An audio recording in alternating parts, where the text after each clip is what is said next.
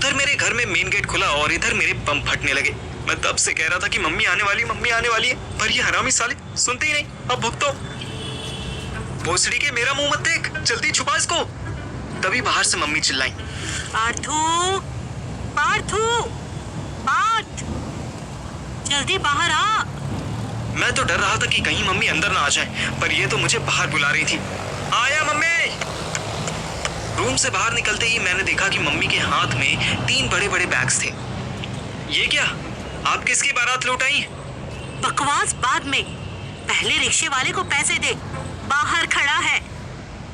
मेरी माँ घर में घुसे और कोई काम ना बताएं, ऐसा कैसे हो सकता था? मैंने रिक्शा वाले को 50 का नोट दिया और मम्मी की थैली उठाने में हेल्प करने लगा। इसमें क्या है? खाना है। इतना सारा खाना बच गया था तो अर्थू की मम्मी ने सब में बांट दिया। हे भगवान, हालत खराब हो गई मेरी। अरे वाह, इसमें स्नैक्स भी है क्या? क्रिस्पी पोटैटो भी बनवाए थे। तू खुद उबला हुआ एक पोटैटो है, और कितना पोटैटो खाएगा? है? कहाँ जा रहा है? मैं वापस कमरे में जा रहा था। आपके बॉडी शेमिंग वाले जोक पर अकेले में हंसने के लिए जा रहा हूँ। हा हा हा। आ, मेरे साथ हंस ले और एक कप चाय भी बना ला बेटा। यार मम्मी, मैं आपका बेटा हूँ कि घर का नौकर? घर का नौकर। चल जा, अब चाय बना। और सुन, पापा से भी पूछ ले। वो सो रहे हैं। अरे तो क्या उठेंगे नहीं? जा, अर्थू से भी पूछ ले। अब पूछना भी क्या, बना ही ले। चाय के लिए कौन मना करेगा? आपको कैसे पता कि अथर्व आया है? क्योंकि उसके पापा की गाड़ी बाहर खड़ी है। अब वो तो दिख नहीं रहे, तो यही आया होगा। लेकिन देखो कितना बदतमीज हो गया पंजाब जाके। अंदर बैठा सब सुन रहा है, लेकिन नमस्ते करने भी नहीं आया। आप अथर्व की मम्मी का जूठा खा के आई हो क्या? कुछ भी बोले जा रही हो। तब तक अथर्व भी रूम से बाहर आ गया। नमस्ते आंटी, सॉरी। हाँ, वो मेरे कान में हेडफोन्स लगे थे तो मैं कोई बात नहीं बेटा, होता है। वैसे भी इतना बड़ा सदमा लगा है तुझे। इन दोनों को चुगलियां करने के लिए छोड़कर मैं लटका हुआ मुंह लेके किचन की तरफ निकल गया।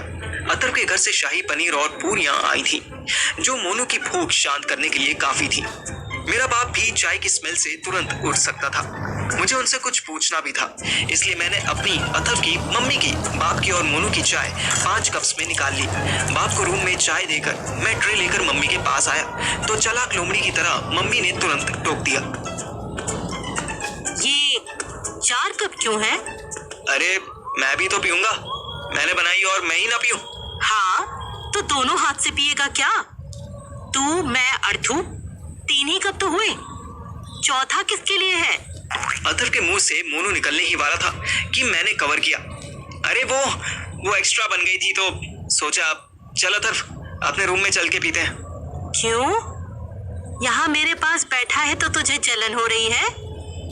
अथर्व, तू बच के रहियो, कहीं श्रेया का पत्ता काट के यही तुझे प्रपोज ना कर दे। अरे आप भी ना कैसी बातें करती हो? अथर्व ऐसे हंसा जैसे बहुत भयंकर जोक सुन लिया हो। मम्मी भी अजीब लेडी थी, अपनी ही बेटे को ट्रोल करके खुश होती थी। अभी हम बच्चे इन्हीं रिश्तेदारों के सामने ट्रोल करने लगे तो तुरंत बाप से शिकायत कर देंगी कि बेटा बदतमीज हो गया है। एक्स्ट्रा चाय है ना?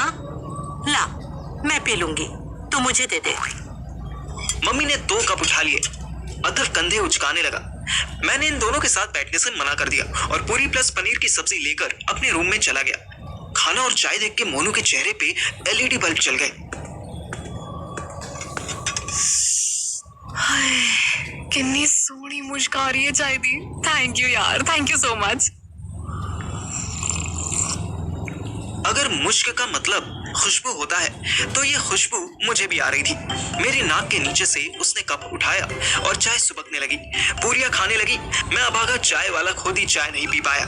खैर कोई बात नहीं, चाय से ज्यादा इंपॉर्टेंट काम मेरा इंतजार कर रहा था। मम्मी जब अथर्व का पीछा छोड़कर अपने काम करने लगी तब अथर्व भी मेरे रूम में आ गया। तब हमने फिर से सारा डिस्कशन दोबारा किया कि कैसे हम रात में सुहानी को घर से निकालेंगे, कैसे उसे यहाँ लेकर आएंगे, फिर कैसे उसको श्रेया के साथ भेज देंगे और फिर नेक्स्ट डे होने वाले पंगे के लिए रेडी रहेंगे। हम दोनों के डिस्कशन में मोनू भी कूद पड़ी। तू पहली बारी लड़की भगा रहा है? नहीं नहीं, मैं तो गोल्ड मेडलिस्ट हूँ लड़की भगाने में। सुहानी को भगा के मैं सेंचुरी पूरी करूंगा। मोनू उल्लुओं की तरह मुंह बना के अथर्व की तरफ देखने लगी। अबे तू हर जगह अपना सरकास्टिक एरो मत चलाया कर यार। हाँ मोनू, ये सच बोल रहा है। ये फर्स्ट टाइम ऐसे घर से लड़की भगा रहा है। ओ तभी तभी इसको आइडिया नहीं है कि पुलिस जब आती है तो मुंडे दी बुंड तोड़ देती है। पुलिस का नाम सुनते ही मेरी टांगे कांप गई। हैं? नहीं यार, पुलिस का इसमें क्या काम? लड़की तो एडल्ट है, अपनी मर्जी से घर छोड़ रही है। वो तो लिविंग नोट भी डेस्क पर रख के आएगी, तो इसमें पुलिस क्यों इन्वॉल्व होगी? तो स्कूल में हमेशा फर्स्ट आता होगा ना? मैंने कोई जवाब नहीं दिया। ये कमीनी पक्का मेरी बेइज्जती करने वाली थी, पर अथर्व से चुप ना रहा गया। वो बोल पड़ा, हाँ आता था तो? तभी रियल लाइफ में इतना फुद्दू रह गया। ओ मोनू की बच्ची, मेरे घर बैठ के मेरा खाना खा के मुझे ही फुद्दू कह रही है।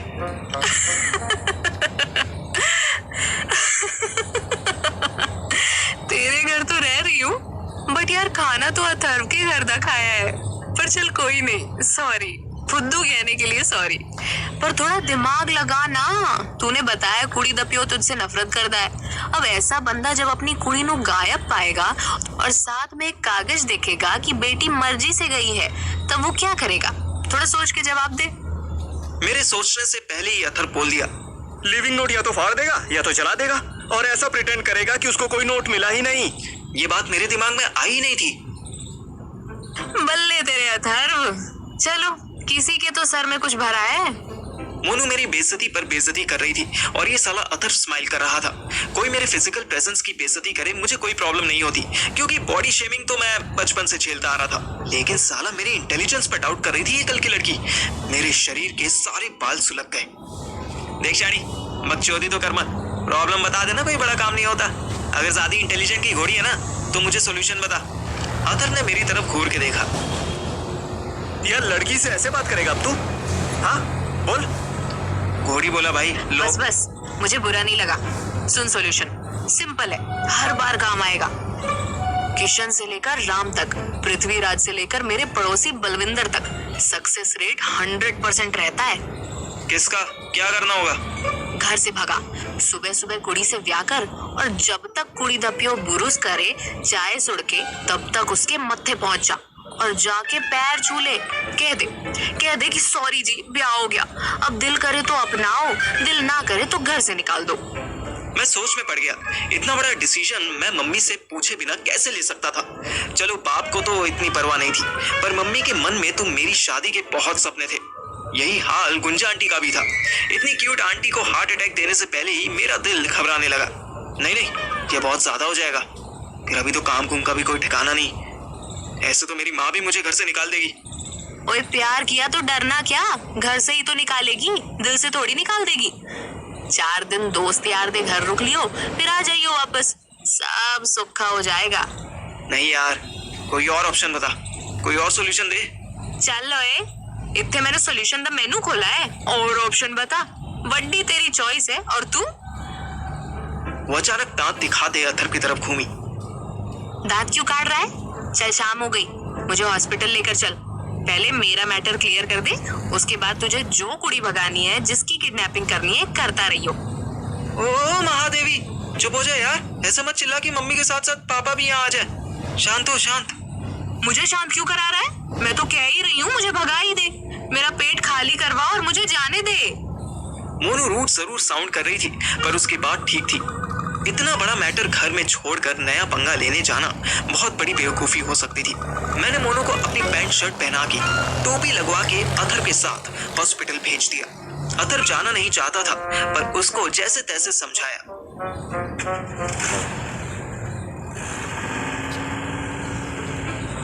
मैंने अर्थों को स्पेशली बोला था कि 12 बजे तक मोनू को होटल में छोड़कर वापस आ जाइयो, पर ना अथर्व वापस आया और ना ही उसका फोन लगा। मैं अपने घर के गली के बाहर खड़ा आधे घंटे से श्रेया का वेट कर रहा था, पर वो दुष्ट फोन भी नहीं उठा पा रही थी।